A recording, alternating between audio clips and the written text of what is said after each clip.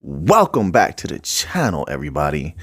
I am Mick Alphanim. Oh, it's another good day for crypto. Did you see the Ripple Brad Garlinghouse interview on CNBC? I found it by doing a little bit of Google search. I typically don't watch CNBC, but the way Brad Garlinghouse was talking leads me to believe that we're about to body slam the SEC once again. And if go watch that interview. He said some very interesting things that for the analytical mind, one could really dive deep into that. Now, I'm just going to jump to the end of the middle of the discussion that he was having. And they asked him about Gary Gensler, which in that conversation, he pretty much called Gary Gensler insane. Like I said, go watch that video. That was a good interview. But at the end of that conversation, he said something that was very telling and sort of lines up with what I've been alluding to. The big money behind the scenes has something set up. They're talking about when Gary Gensler leaves that position or is relieved of that position, that someone else who is leaning more towards favoring crypto might get into that position. It's the way that he said it. It's the way that he delivered it. I can't put it into words. You have to just see the interview. But what it sounded like to me, and maybe this is a reach, you tell me, it sounds like things are going well. We might be able to bring this case to a close completely, which means we get to play. Muy linda, mi gente. But it also sounds like maybe in the future, like I said, it appears that most of the pieces are in place for a crypto golden age. The legitimization of crypto is on the horizon. Like, I don't know an exact date or time, but I just know everything is set up right there. And that traditional money hasn't flooded in yet, as you see. Even with things going green, it's just like fluctuating a little bit between this small little range. But when the golden age begins for crypto, just my humble opinion, not financial advice, that's when you're going to start to see legit projects just skyrocket. There's no way around it. You look at it, even the companies that are just starting out, like Flare, are getting partnerships with Google Cloud. What do you think? What do you think that the major companies that have been around for a while, striking deals, smiling in people's faces, shaking hands, what do you think they're sitting on, right? A lot of these projects, partnerships develop behind the scenes before they make massive announcements, whether they have NDAs or not. It doesn't make a difference. Sometimes first they develop these things, then they deploy them, and they really don't have to tell people what they're doing. Truth be told, we just need them to actually do what they're saying they're going to do, set up these infrastructures, provide liquidity. And right now things are looking good. And even the title of this interview is titled "Ripple CEO Calls US SEC Chair Gary Gensler a Political Liability." Now, let me close out my thoughts with this particular article, this particular video. It wasn't an article, it was a video. What I was saying in other videos over the past 2 months, I firmly believe that money is getting tossed around behind the scenes to put pressure on the SEC and other stalwart factors of the legacy system by BlackRock. They're putting the pressure on. Now, if you remember, BlackRock and SEC had a few clashes in 2023, and I said that they would win. They're not going to win against BlackRock, although they'll have a little bit of a pushing contest. BlackRock was putting money behind the scenes. You got a lot of other companies that probably were joining in, like Valkyrie, Wisdom Tree, Franklin Templeton, all the big companies. They want that controlling piece of crypto, and they don't want any barricades in the way. So what once was can no longer be, which is great for us.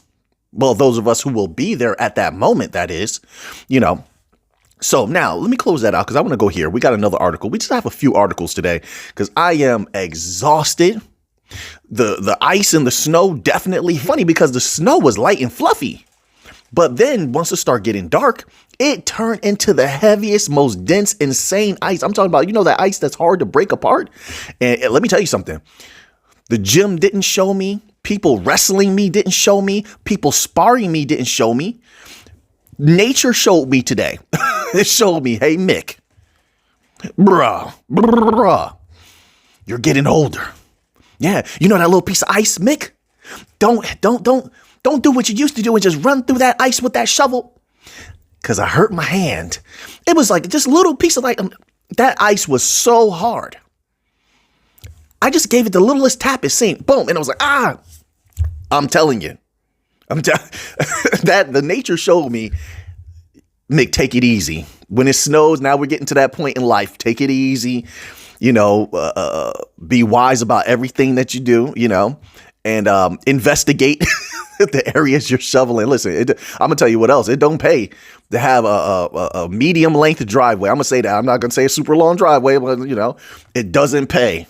No, because then when you're out there and you're shoveling, I know some people have the what's that machine called? The snow blower. I never use snow blowers, but now I may have to get a snow blower. I never used it because I always thought of and we'll get back to the crypto in a moment. Let me just share for a minute.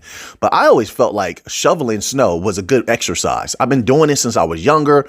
It reminds me of times when my father and my brother, we go out there and we attack that snow. And so I up till this point, I always just shoveled the snow. I got a lot of different types of shovels, of course. But I'm thinking now, man, now it's time to just get that snow blower and, and upgrade, take it easy on the body a little bit.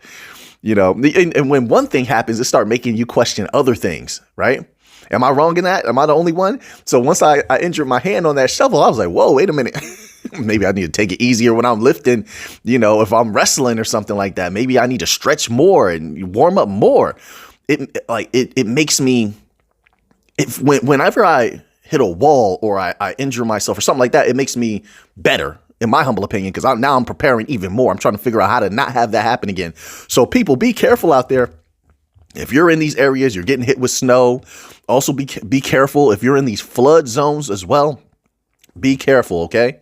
All right, I don't want anything to happen to you. So now let's get back to this crypto news here. So this article here is titled Parabolic Breakout for XRP. Personally, and you should know this by now, I believe that if people want to see that explosivity, we have to get past this SEC case first. Could it happen beforehand? Sure, it definitely could. That's possible. I just believe, like the bank said, we got to get past that SEC case first. We need those institutions. It's not about retail with XRP. Although retail can use XRP, it's not about them. They don't move that price. Retail is never going to make the price skyrocket the way that people want. It'll make it go up a few cents, a few pennies, few dollars, who cares? But what people are in XRP for is generational wealth. Yes or no? People got to decide what they're here for. And there's a lot of different groups here for a lot of different reasons. So we should never think that we're all on the same page. We're not. We just happen to all, enjoy the same asset. But for that generational wealth, those huge spikes, you have to have those institutions, which involves institutional sales, so they can bring that big capital to XRP. That's how I look at it, right? So that's what I think is the major catalyst that I'm looking at this year and just keeping an eye on very closely. It says here there could be a significant surge in XRP price soon. Of course, soon should be that's very questionable. It's like, what does soon mean? It means different things to different people. So I keep that in mind. All right. It says soon enough based on this crypto analyst prediction. All right, well, what's the prediction? Oh, well, here we go. In a post on X, formerly Twitter, they get all the information from Twitter these days.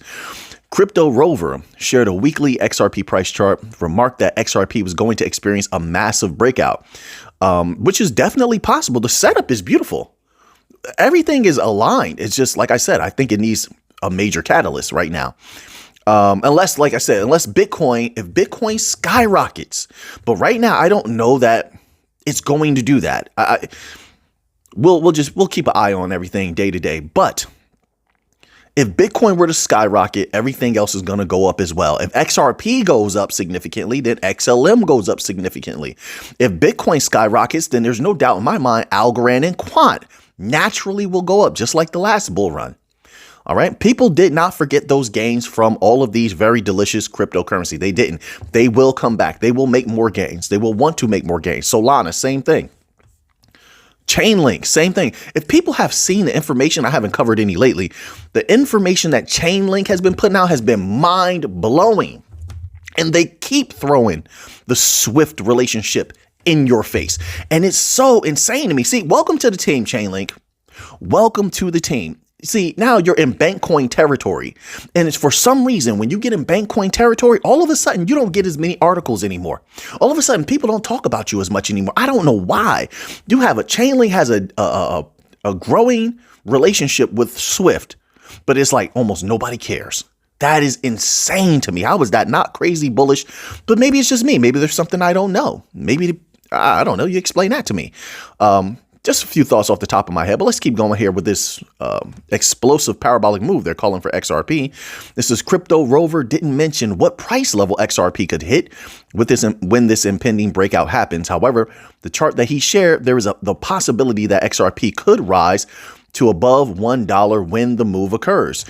I think with the announcement of a conclusion to the SEC case, we'll see XRP probably skyrocket around 89 cents at first, somewhere around there, and then it will cross $1 easily, because then there's literally nothing standing in its way. I wouldn't be surprised. I'm not saying it's going to.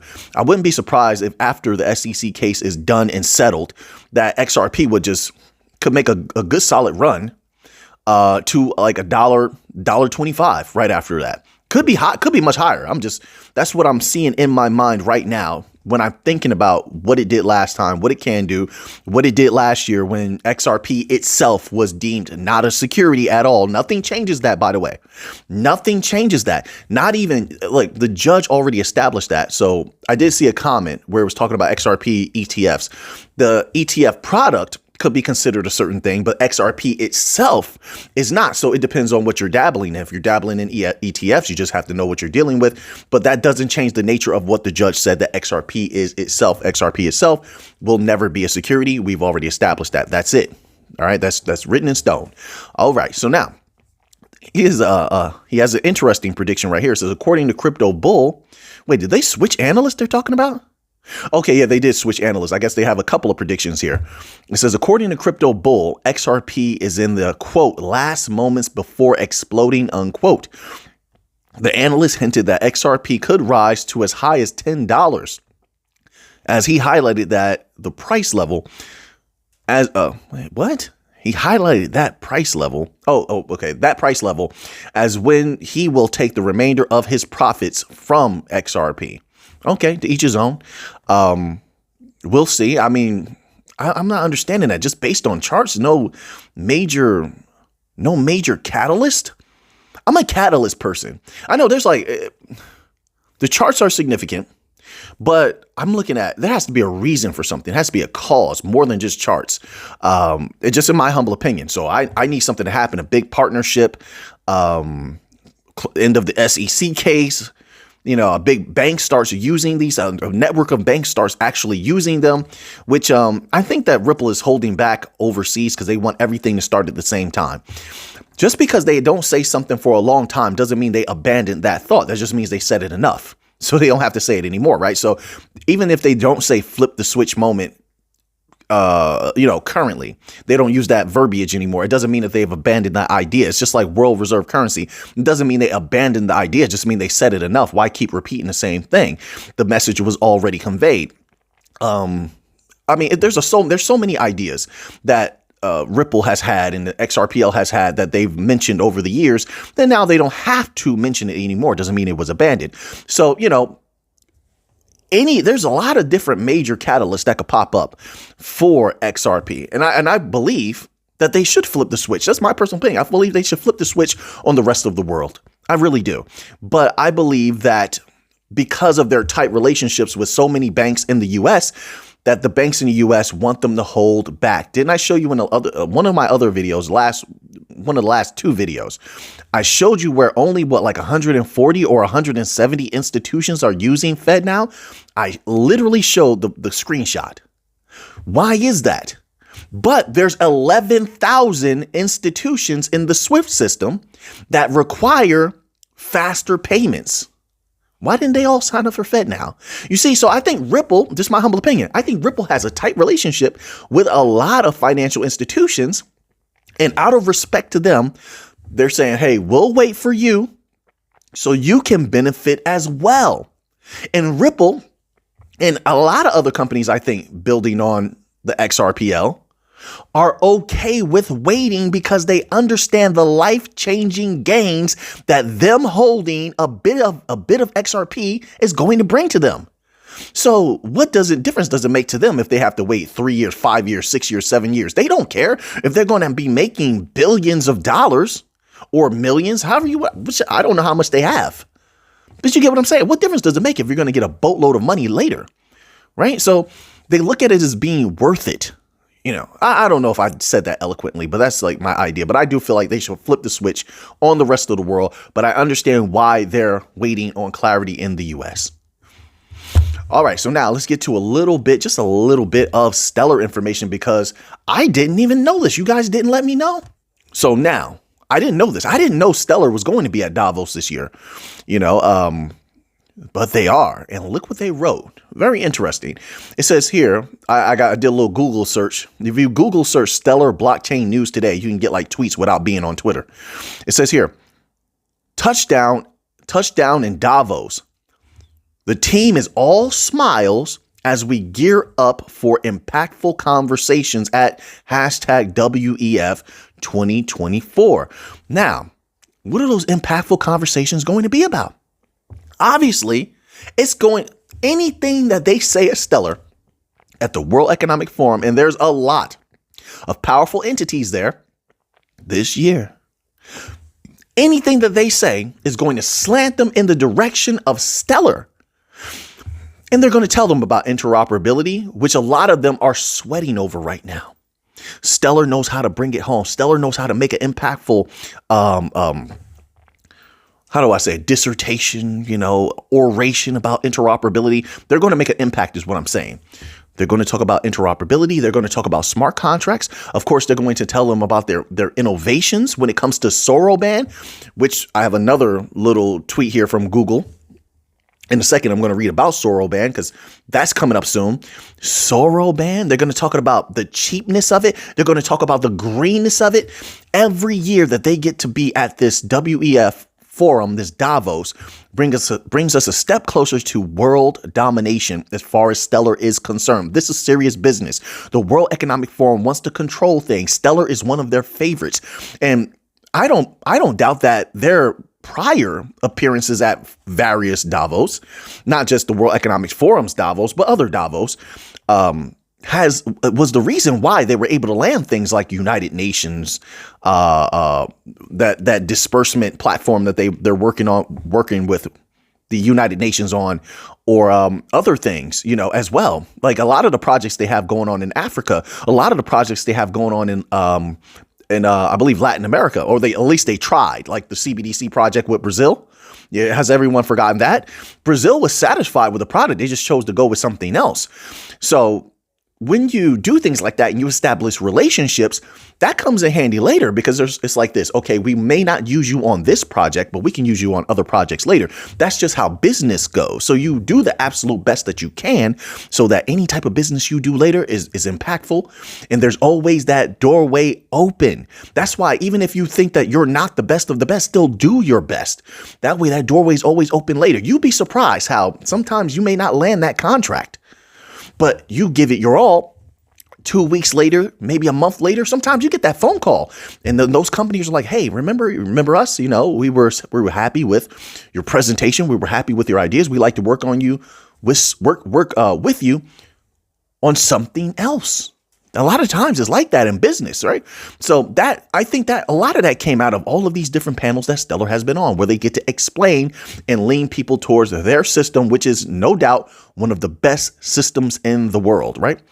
Then they had another one here. It says, braving the Davos chill for #World Economic Forum 2024 with hot topics and important conversations. And that's another thing I like about Stellar. They make it where they're a critical and crucial part of everything that goes on globally. Hence why so many people believe that Stellar will become in the future at some point. You can have your own idea. You could disagree, but at some point will become the base layer system of the new financial system. Right. So then let's end this off here. OK, let's end this off here. I did another search on Google. You just type in Soroban Twitter. There's a lot of people who are not on Twitter. A lot of people may not want to be on Twitter. Maybe they have some Twitter problems and they can't get on Twitter. Just do a Google search, Soroban Twitter, and their tweet is going to pop up here. And once again, so the countdown begins, folks. This is what it says. We're officially 2 weeks out from January the 30th. That means we're 2 weeks out from the Protocol 20 vote, which brings Soroban to Stellar Mainnet. They have to, they must, they better vote positively on this. Let the smart contract beast be unleashed. It is time. This could be huge and major for Stellar, for XLM. All right.